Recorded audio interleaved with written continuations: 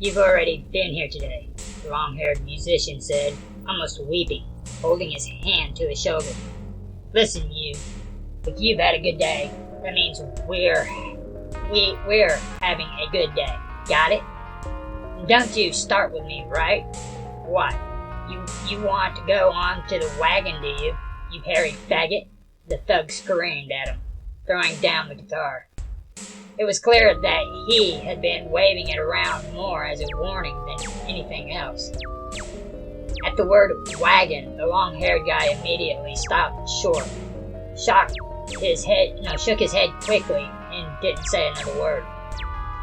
Got it, faggot, the thug finished, stressing the first syllable, contemptuously, spitting at the musician's feet. The musician again said nothing. Convinced that the rebellion was quashed, the two bulls went off slowly, searching for their next victim.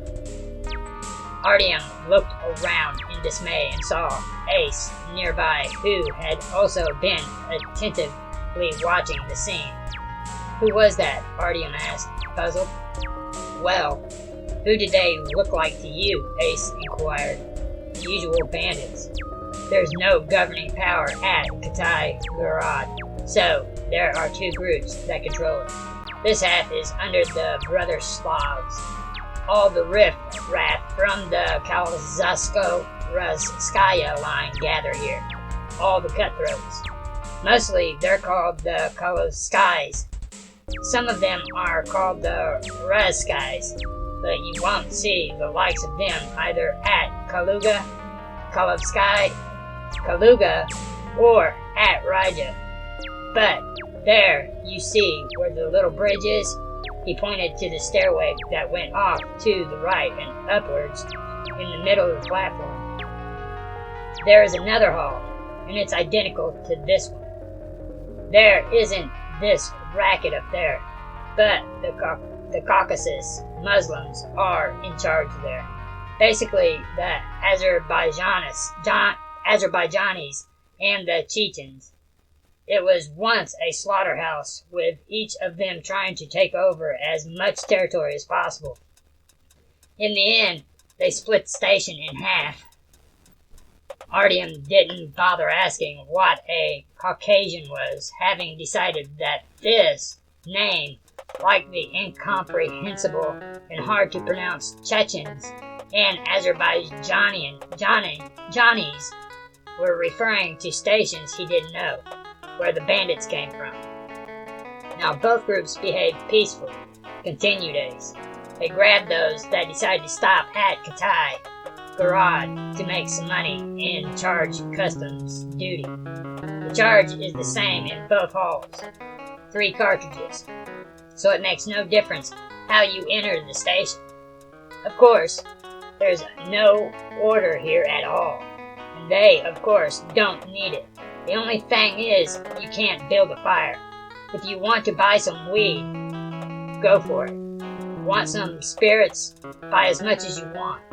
You can load it yourself with the kind of weapon that could take down half the metro, no problem. Prostitution flourishes, but I don't advise it, he added and muttered something about personal opinion with embarrassment. And what was that about the wagon? The wagon. It's like their headquarters, and if anyone misbehaves in front of them, you refuse to pay, you owe them money or something like that, then they drag you in there. There's a prison there and a torture chamber. It's like a pit of death. Better not land there. Are you hungry? Ace turned the conversation to a different topic. Artyom nodded. The devil knew how much time passed since the moment when he and Khan were drinking tea at Sekharovskaya. Without clocks, he had lost his ability to orientate himself in time. His journeys through the tunnels, full of strange experiences, could have lasted many hours and also could have flown past in mere minutes. Apart from that, the passage of time inside tunnels was totally different than anywhere else. In any event, he wanted to eat. He looked forward, or he looked around. kebab, hot kebabs. A swarthy trader was standing nearby with thick black eyebrows underneath his arched nose. He had pronounced it a little strange. He hadn't used the hard K, and instead of an A came the sound of O. Artyom had met people before who had spoken with unusual accents, but he hadn't ever paid special attention to it. The word was familiar to Artyom. They made kebabs at VDNKH, and like them too, it was pork, obviously. But whatever the trader was waving around seemed a far cry from that. Artyom looked at it tensely and for a long time, and finally recognized the charred carcasses of rats with twisted paws. It made him dizzy. "You don't eat rats?" Ace asked him sympathetically. "Here are some." He nodded at the swarthy trader. "They won't give you pork. It's forbidden by the Quran, but rats are okay," he added, hungrily examining the smoking grill. "I also used to be disgusted, and now I'm used to it. A little cruel, of course, and they're a little bony, and apart from that, they smell a little. But these abreks," again he shot a glance over at him, "know how to cook a rat, and you can't take that away from them. They pickle it in something, and afterwards it becomes as soft as a suckling pig, and with spices. And much cheaper."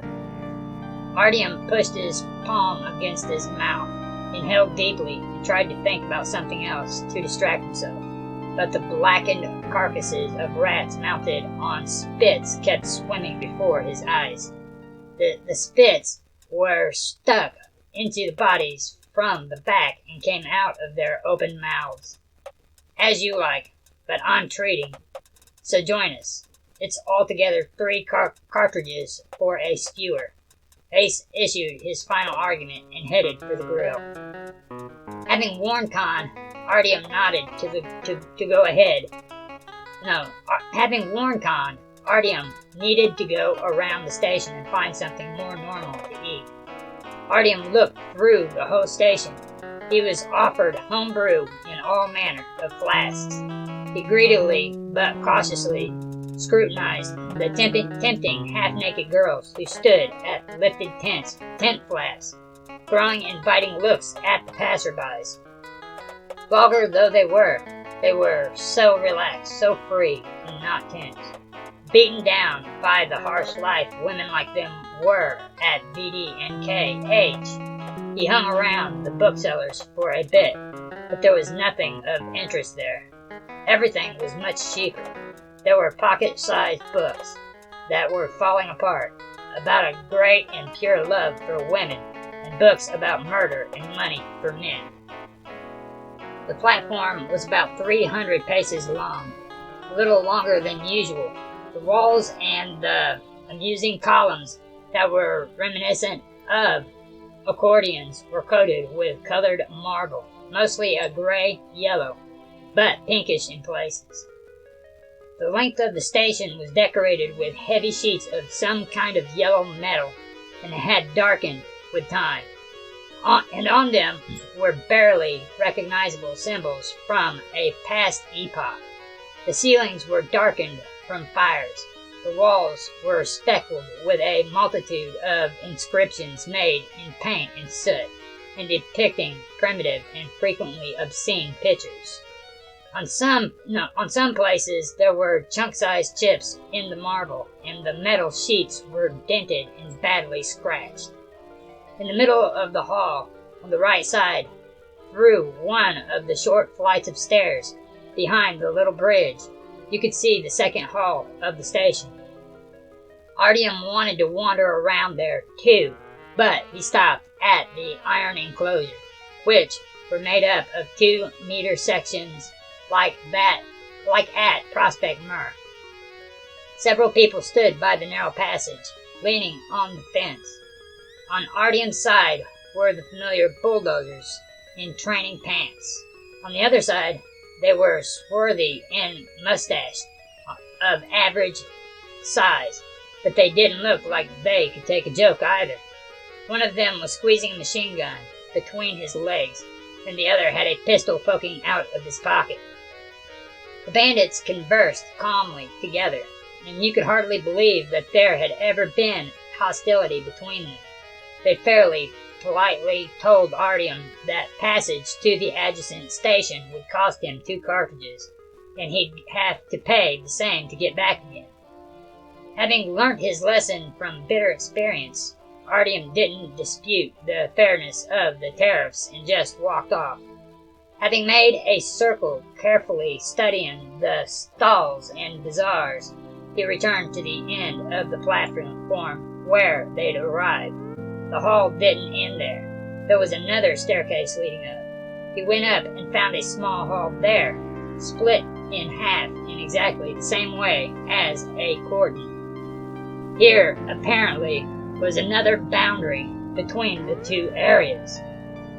On his right, he saw, to his surprise, a real monument, one of those that you see in pictures of the city. But this wasn't a full figure, just the head of a man. What a big head! It was no less than 2 meters high.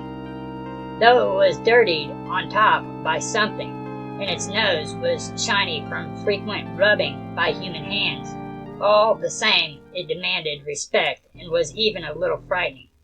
Fantasies about giants entered his mind. One of the giants lost the battle in his head, and now its head was dripping in bronze to decorate the marbled hall of this small Saddam, buried deeply in the earth's crust, hidden from all seeing eyes of God. The face of the severed head was sad, and Artyom suspected at first that it belonged to John the Baptist of the New Testament, which he had once leafed through. But then he decided that, judging from the scale of it, that it was probably something to do with a big and strong hero who had genuinely been a giant but had lost his head in the end. None of the inhabitants scurrying around could tell him who this severed head belonged to, and he was a bit disappointed. But near the statue he came across a wonderful place, a real restaurant, set up in a spacious and clean tent of a pleasant dark green color, like at his own station. Inside, plastic vases of flowers with cloth leaves were on the corners, and a pair of tables had oil lamps on them, suffusing the tent with a comfortable, soft light. And the food. It was the food of the gods, the most tender pork with hot mushrooms which melted in your mouth. Restaurants served that at VDNK 8 on holidays, but it had never been so delicious. The people sitting there were solid, respectable types with good and tasteful clothes. Apparently they were important merchants, carefully cutting pieces of fried crackling which oozed with hot fat. They unhurriedly placed small pieces of it in their mouths. Meanwhile, they sedately conversed with each other, discussing their business, and sometimes threw a politely curious glance over at Artyom. It was expensive, of course. He had to give over a whole 15 cartridges from his supplies and put them in the wide palm of the fat innkeeper, and then he regretted that he succumbed to temptation, but his stomach was nonetheless happy, calm, and warm. So the voice of reason was silenced. And the mug of fermented mixture was sweet, and it pleasantly swirled his head, but it wasn't strong. It wasn't that poisonous, turbid homebrew in the dirty bottles and jars that would make you weak at the knees with one sniff. Yes, and it was only for 3 more cartridges. And what's 3 cartridges if you exchange them for a barrel of a sparkling elixir which helps you to come to terms with the imperfection of this world and restores a certain harmony? Drinking the fermented mixture in small gulps, sitting alone in silence and peace for the first time in a few days, Artyom tried to resurrect recent events of his memory and to understand where he had got to go, where he had got to, and where he had yet to go. There was still another section of his designated journey to overcome, and he was again at a crossroads. He felt like the hero of the almost forgotten fairy tale of his childhood. The memory of them was so distant now that he didn't remember who had told them to him. Was it Sequoia, or was it Zinnia's parents, or was it his own mother?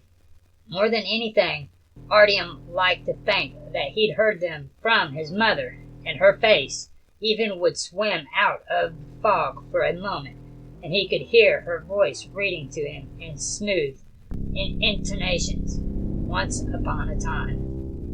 And so, like the fairy tale hero, he was standing there, and in front of them there were 3 roads. One to Kuznetsky Most, one to Tatyaskovskaya, and one to Taganskaya. He savored the intoxicating drink, his body seized by a blissful languor. He didn't want to think. He didn't want to think at all, and all that was circulating in his head was, go straight, you'll lose your life. Go left, you'll lose your horse. This probably could have gone on forever. He really needed this rest after his recent experiences. It was worth waiting at Katay-Gorod to look around, to ask the locals about the tunnels. He had to meet up with Khan again, to find out if he would be going further with him, or if their paths would diverge at this strange station. It hadn't gone at all according to the lazy plan that Artyom had made.